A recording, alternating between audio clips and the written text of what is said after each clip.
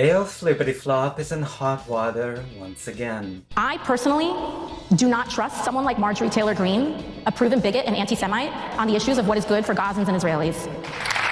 I don't. I don't think that it benefits our movement in that instance to align the left with white nationalists. So to be clear, AO Flippity Flop says the reason she voted no on an amendment to cut funding for a genocidal state's funding is because Marjorie Taylor Greene proposed it, and Marjorie Taylor Greene is a bad person and a Christian nationalist. Which is funny, because in January of this year, AO Flippity Flop introduced a bill about AI porn that was co-sponsored by Mike Johnson, a bigoted Christian white nationalist, and Lindsey Graham. Lindsey fucking Graham, who said he wanted to nuke Gaza and that nuking Hiroshima was the right thing to do. So you see, it's okay for AO Flippity Flop to collaborate with those fascists, but not Marjorie Taylor Greene. Points for inconsistency. Shameless liberals on Twitter came to AO Flippity Flop's defense like they always do. The number of lies being told about AOC, her politics, her views, her record on this website is insane. Some self-proclaimed leftists want to undermine and taint the most viable and popular potential leftist candidate for president in 2028. Also insane. A good Samaritan tried to spell it out for Mandy. The bare minimum required is sincerely apologizing for working tirelessly for a ceasefire. Can't trust her character if she can't own up to that deceitful mistake. Just like dragging her feet on defensive weapons to Israel, it makes her seem like an ego-driven opportunist.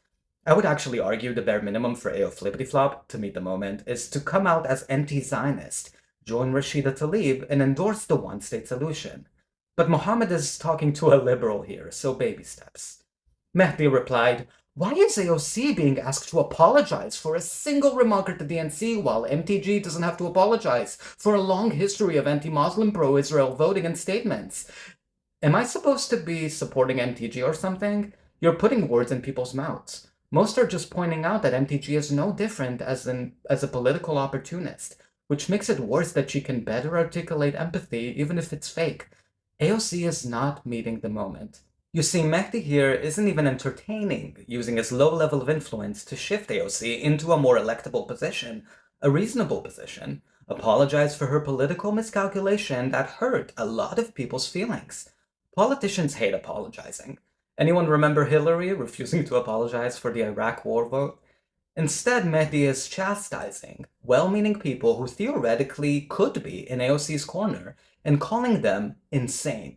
How does he not see that he's not actually helping AOC, but cementing her as even more toxic than she already is to the people she needs in her corner if she ever ran for higher office, and ruining her prospects? A different liberal, AOC defender Mallory, dusted off a technique from the Hillary Clinton playbook. I realize this is not especially politically productive to say, but 80% of the hate AOC gets from the left is just barely veiled misogyny from men who decided that every woman in politics with presidential ambitions must be essentially Hillary, regardless of her record ideology. Blaming misogyny instead of engaging with the substance of the criticism, where have I heard that one before? Zionist Democrat strategist Walid Shahid even blamed secret Russian bots. "I know someone who works at a risk management firm who told me that influence ops he'd witnessed in other countries looked something like, go after the most popular elected officials critical of XYZ, make them look hypocritical or fake among their own base, neutralize whichever elected officials voters might actually organize around bots, TikTok, rage bait." These so-called progressives are literally turning into the Hillary Clinton camp in front of our very eyes. The liberal meltdown over constructive criticism of AOC and blaming Russian bots, misogyny, and gaslighting anyone who disagrees is a sign that the Democratic Party is about to lose once again. You don't win by putting fingers in your ears and blaming any criticism you don't like on Russian bots. You feed an echo chamber, ignore warning signs, and find out the hard way that you're a sore loser on election day. This is all so fucking embarrassing for AOC. The real reason she didn't vote for Marjorie's amendment isn't that she's a bigot.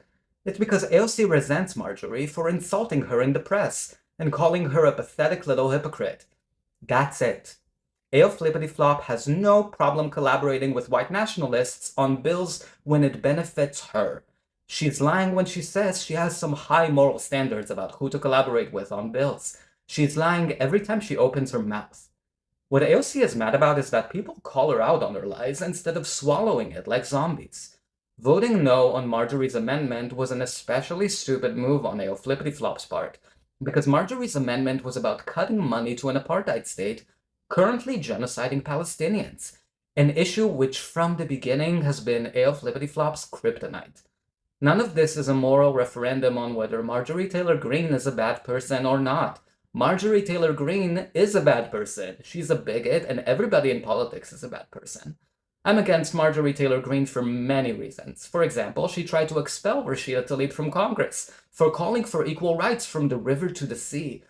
But that's not why AOC is against Marjorie.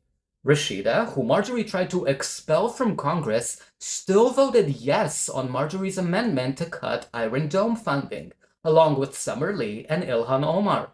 AOC voted no on Marjorie's amendment because AOC is a petty, unintelligent, thin-skinned narcissist. Again, to reiterate, AOC introduced legislation co-sponsored by Mike Johnson and Lindsey Graham, two giant bigots. AOC doesn't care about not collaborating with right-wing nationalists. She only cares about herself, her petty personal beefs, and punishing anyone who disses her in the press is more important to her than voting the right way on the moral issue of our time. She's not a leader. She's a petty, insecure, compulsive, pathological liar who can't tell the truth even when her career is at stake. We deserve better than her nasty ass. I hope you run for Senate, Sandy. I really do. The death of your political ambitions has already been written in the stars, and I will be cheering from the sidelines when you lose that election. The people you needed to be in your corner to make it into higher office are never, ever going to forgive or forget how you insulted them. Good luck blaming misogyny, Russian bots, and lefty voters being too insane to see what a genius you are. I'm sure those excuses will keep you warm at night. Just ask Hillary.